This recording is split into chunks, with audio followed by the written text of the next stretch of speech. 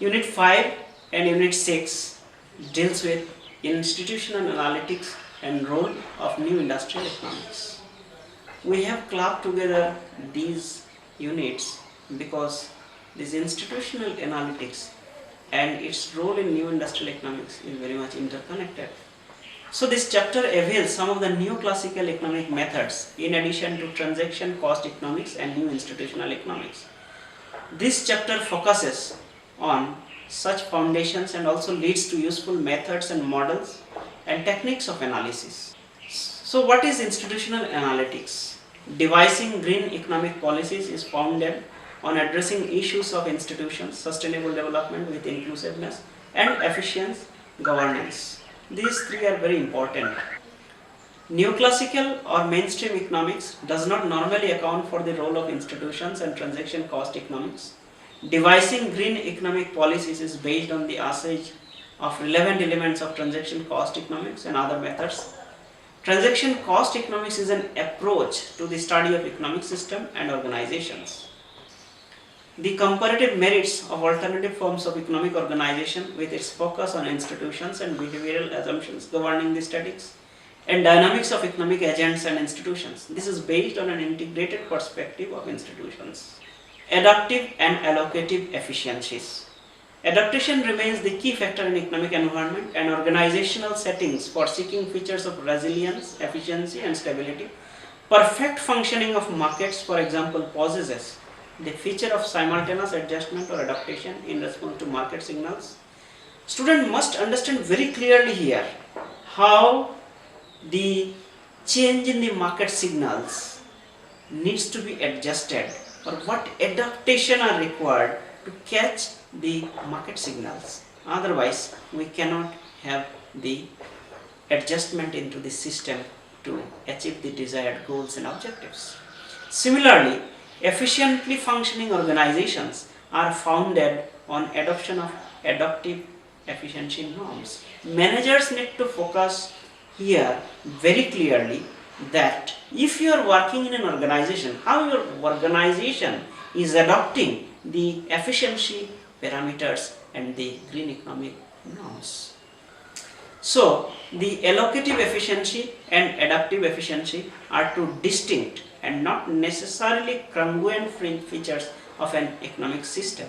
Much of economic policy decision making is concerned with the former, seeking an optimal allocation of resources to maximize desired objective function. So, when a manager is working within an organization or in an organization they are making some economic decisions, they need to take into account the optimal allocation of resources to maximize their desired objectives and objective function of the firms. This optimality becomes suboptimal approach as imperatives of adaptive efficiency are ignored.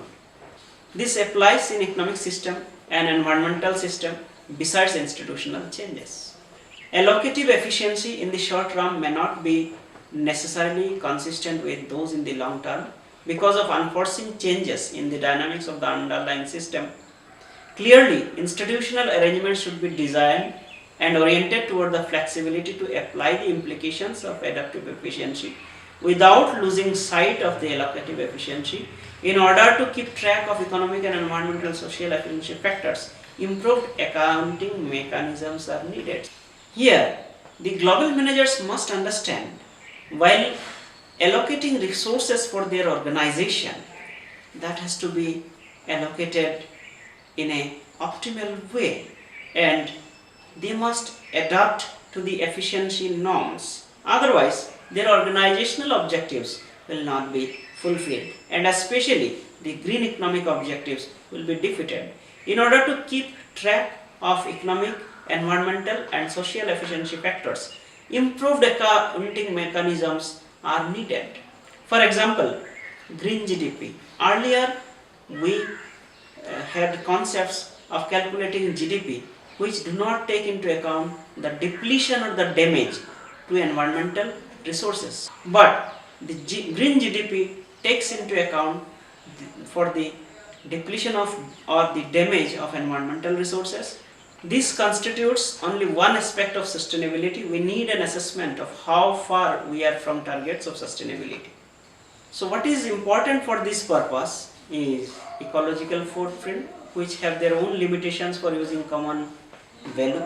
Carbon footprints may be more suitable insofar as they are more closely and clearly physical measures of stocks and may convey the information content in terms of overutilization of planet's capacity for absorptions of various emissions. There is need for physical economic model predicting future interpretations and interactions between the economy and the environment in a reliable way. The UN Committee of Experts on Environmental Economic Accounting has been examining issues related to mainstreaming of environmental accounting and implementing the system of environmental economic accounting in several countries. For example, net national product is defined below. In the previous calculation of net national product, we have not deducted the value of current environmental damages, while in the calculation of green NNP, we are deducting the value of the current environmental damages.